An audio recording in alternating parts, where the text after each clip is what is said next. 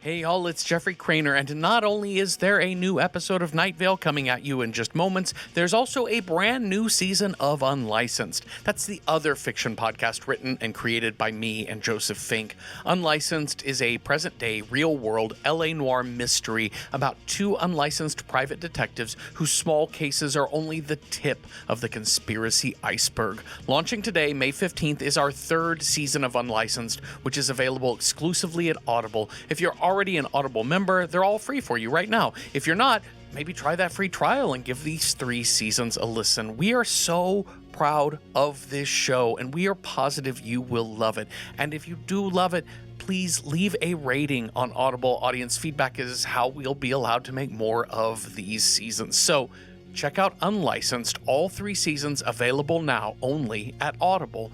But if you're just thinking about Nightvale, well, great news for you. We might be in your town soon. Tickets are on sale now for all of our U.S. tour dates. We'll be on the road in July, September, October, and January. Go to welcometonightvale.com/live to see cities and dates and to secure your tickets. This new show is called Murder Night in Blood Forest, a play on the classic slasher in the woods. It stars, as always, Cecil Baldwin, Symphony Sanders, me, and original live music by Disparation. Plus, we'll have a guest with us each and every show as the weather. Go to welcometonightvale.com/live for the complete schedule. And hey, thanks. A word to the wise, 3 words to the unwise. A long paragraph with a lot of explanatory illustrations for the simple. Welcome to Nightvale.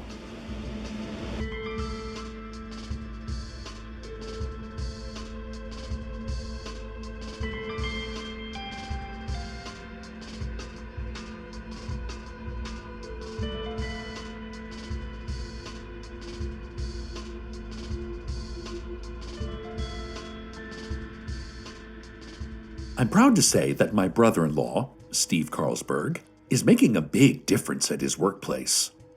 Up until now, everyone at Labyrinth has been known as either the man who is not short or the man who is not tall. Gender identity does not apply, and these terms are universal for all employees. But Steve has been learning his coworkers' names, like Jaden, who collects birds, despite Nightvale Game and Wildlife asking him to please stop doing that, and Tabitha, who has been painstakingly restoring a classic 2023 Hyundai Ioniq in her spare time, and Scarlett, who runs a charity providing support and housing for androids who are starting to wonder if they were programmed to love.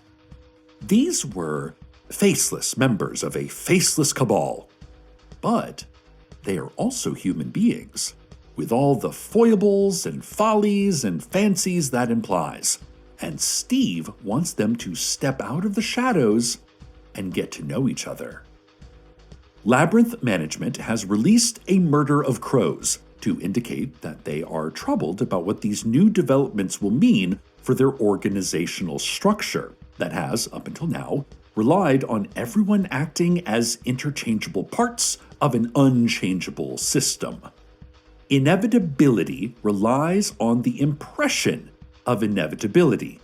If people stop believing in power, then power goes away. So stop chatting amongst yourselves, okay? Labyrinth Management communicated with the birds. I hope Steve knows what he's doing stirring up trouble like this. He might have been an outspoken critic of the city and federal government in the past, but I'm worried he's getting in over his head here. Hey, so small update on the food situation. You might have noticed that there's no food due to the supply chain and how it's impossible to enter or leave Nightvale, and our only farmer, John Peters, you know him. He only grows imaginary corn, which is a local favorite snack, but it is tasteless, odorless, and contains no nutritional value. But don't worry, worrying won't make a difference to the eventual outcome, and it uses valuable calories. calories you might need, and quite soon. And now a word from our sponsors. Today's sponsor is Kool-Aid. You know what? F off. Go absolutely F yourself. We've had it up to effing here with all of you. Oh, don't drink the Kool-Aid. Oh, he drank the Kool-Aid. It wasn't even effing Kool-Aid. Did you a-holes know that? Did you little S's know that? Oh, look who just believes whatever they're told now. Little pigs just oink, oink, oink, eating up their slop. That's what all of you look like to us. But listen up, you b-holes. All we wanted to do, okay, was just make some red water that tasted good. Is that so effing hard to understand? Just take water, make it red, make it sweet. That's all.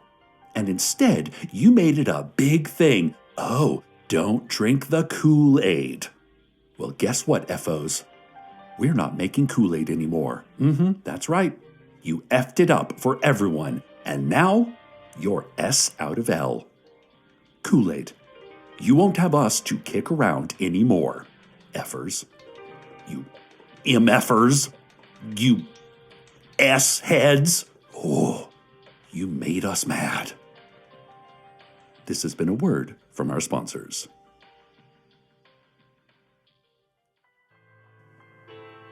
All is not well in the house of Steve Carlsberg. Now, I shouldn't be talking out of school about this, especially not on the radio, but you didn't hear it from me, okay? Abby says that he has been working such late hours that she sometimes hears him creeping in from work at 1 or 2 in the morning. And sometimes they make him come into the office as early as 3 or 4. Why, do the math. And he's had shifts that started right about when the last one ended. And he sleeps a few fitful hours in the front seat of his car with the radio murmuring away to keep the night from feeling lonely. And his daughter, Janice, says that the last time they talked, he sounded real hollow and sad. Like the job was taking something from him that he didn't even know was missing. And yet, she said he talked a lot about his new friends at work, like Seamus, who does distance biking on the weekends, deep into the sand wastes, and Anton, whose family has owned the donut shop in Nightvale for generations, but he doesn't want to work at a donut shop, so now here he is, a man who isn't short. And Georgia, who is always asking people to try a new kind of cheese she has invented. In many ways, Janice feels like Steve is closer with these coworkers than his own family. And it breaks her heart. Hey, so, one thing about the whole food situation is, and this hasn't come up yet, so don't get all in a panic, but it just might come up, and soon, like literally at any moment, but if we can't get food into town, we might have to eat each other. Now, that sounds way worse than it actually is. Like, we're not talking about some kind of the most dangerous game type hunt with your former friends and neighbors taking after you with torches and axes, seeking the living meat from off your bones. And we're not talking about some kind of the lottery situation in which you have the marked card and the crowd closes in around you as you scream, "It doesn't have to be like this, please, it doesn't have to be like this." No. None of that. Yet. Maybe next week, if things keep going as they are, but that's a problem for future us. No. What we're talking about here is merely some simple eating of people who have already died. That's what they would have wanted us to do, and even if they explicitly said they didn't want that before dying, we're pretty sure that it's not legally binding, so don't worry about it. Don't even think about it. We're not quite there. Yet. I'm getting word that Steve is inviting everyone at Labyrinth to a company party in the parking lot this afternoon.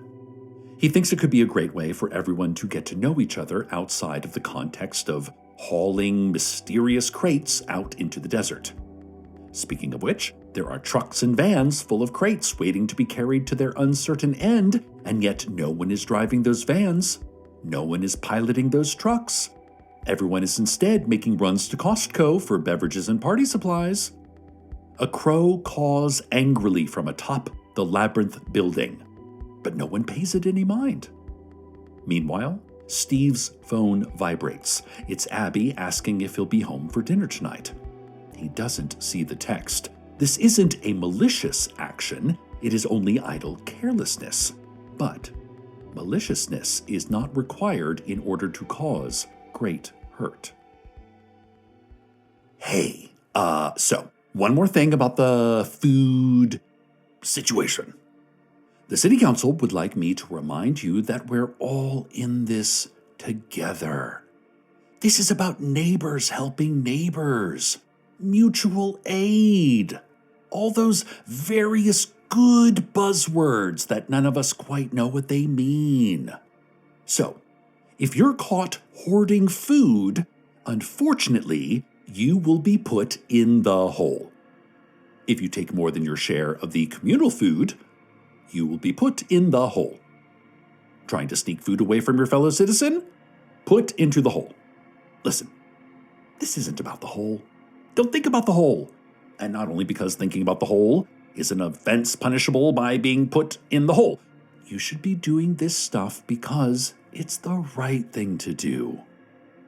But also, if you don't do the right thing, you will be put into the hole. Thanks for your understanding. The men who are not tall and the men who are not short, of every height and gender expression, are milling about in the parking lot of Labyrinth, drinking seltzers from a cooler and eating enchiladas from the lady who sells them down the street. They are introducing themselves to each other, learning about their hobbies, and kids, and pets, and favorite cryptids. Labyrinth has never felt like this before. Like people. Like human beings. Not like the rising and falling tide. Not like the wind that blows or doesn't. Nothing so cold and inhumane as nature. No crates are driven into the desert. No vans or box trucks with a Labyrinth logo cruise the streets. The work of secrecy is left undone. And now, a furious cascade of birds rises up from behind the Labyrinth building. Not only crows, but also starlings and robins, sparrows and woodpeckers, herons and flamingos, pelicans and swans, cuckoos and finches, and, flying alone at the end, one enormous California condor. Booming voice of indistinct age and sex comes with the cloud of birds. Steve Carlsberg, it says, please report to the head office immediately. I don't like the sound of that. Let me give Steve a call. While I do that, let's go to the weather. How lucky am I that I can't afford to be alive? How lucky am I that I'm living through the end of times? Giving up everything I wanted has brought me peace of mind. Got nothing to do today, but still I think I'm doing fine. Autumn leaves, something calling me. My younger self, are you proud of me?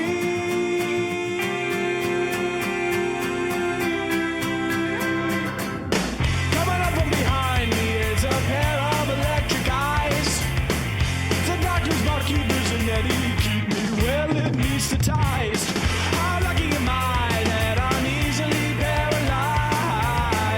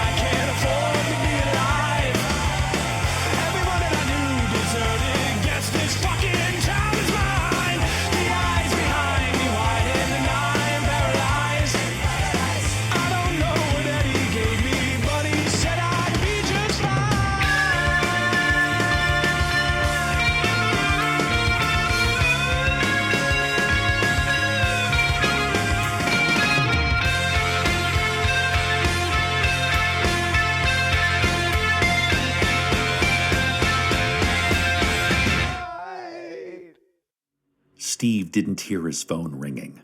He'd left it on his desk. He walked down the long hallway of the Labyrinth headquarters. It is only ever called the Long Hallway, and it only can be accessed when someone is asked to report to the head office. Then, a green door appears on a wall that otherwise holds a cute puppies and cuter cacti calendar from 2008, and a post-it note that says in an angry scrawl, "Whoever is eating my tasty lunch fruit from the work fridge, knock that off. And stop sending me poems. I do not care how sweet and cold they were." Steve opened the green door, and he walked down the long hallway. The long hallway smelled of pencil shavings and old coffee. The walls of the long hallway were bare.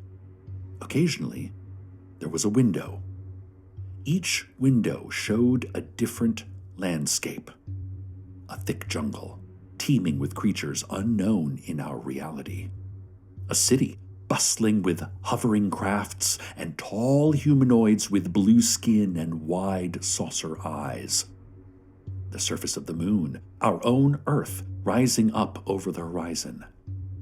Steve wondered, if he opened a window, could he climb through, and if he looked back, would there be a window to return to, or would his choice be final? He didn't try any of the windows.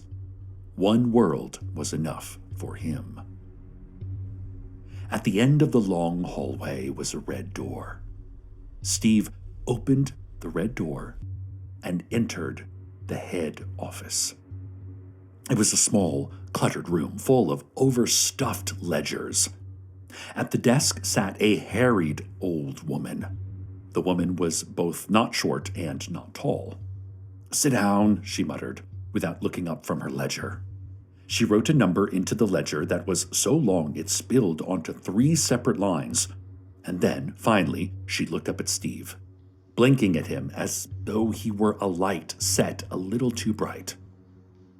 "Well, Steve, how have you been liking working for our organization?" she said. Her voice was raspy and kind. "I've been liking it very much." "Right, well, maybe a little too much," said the woman. "You've been fraternizing. You know that word, fraternizing?" "Yeah, I know that word, sure. And I only wanted to get to know..." "Well, you don't get to know," said the woman. "Do you know how many things we never get to know? The big stuff, sure. What happens after we die? Why no other planet is allowed to contact Earth even though they all know we're here? What xanthan gum really is? But also the little stuff. The stuff that only matters to us, and only when we happen to notice them. When is the last time in your life you'll say, 'Hey, can we get the bill, please?' And will you know it's the last time when it happens? Why is the car making that sound? And how much is it going to cost? Hey, what is in this sandwich that makes it taste so good?" We never get to know any of that stuff. So why do you think you get to know who your coworkers are? What makes you different? And Steve thought about this, because it was a good question. He had always been different, it was true. So what made him different? "When I was 8, Steve said, and the woman nodded, as though this were the sensible reply to everything she had said. "When I was 8, I was outside with my father playing catch. A cliche, I know, but it does happen in real life. And he said, 'Keep your eye on the ball.' And I did. And as it flew through the air, I saw them. Dotted lines in the sky. Glowing arrows. Circles. The sky was a chart that explained the entire world. Only I couldn't read it yet. The ball went flying off somewhere. Who knows where? It wasn't important anymore. Or it was important to my dad, but not to me. To me, the only thing that was important was following that dotted line in the sky. and I have ever since. And it's made me hated and feared and befriended and loved. It's made me everything I am. But that's not why I do it. I do it because this is just the way I happened to turn out. It's me, for good or bad. The woman, who was not short and not tall, nodded. She took a large bronze stamp out of her desk and stamped it onto the ledger. When she lifted it, Steve could see that the stamp was a photorealistic portrait of his face. "We need you to try harder to be a man who is not tall," said the woman. "Do you understand?" Steve gave something between a nod and a shrug. There was the crashing sound of waves and the sudden, strong smell of seawater. Steve had a vision of a fleet of ships, their sails each bearing the symbol of a labyrinth. He felt dizzy and scared. When he came to, the woman was smiling at him, not maliciously, but gently, as if she understood his fear and maybe felt it herself, or had once, anyway. He retreated back down the long hallway. The windows were all dark now. Whatever connection they once held, now severed. When he passed through the green door, he looked behind him and was unsurprised to find the same old wall, no door. The calendar opened to the page where a gorgeous tabby was playing with the cutest saguaro.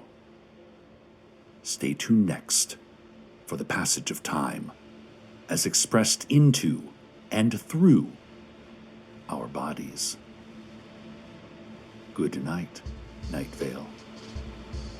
Good night.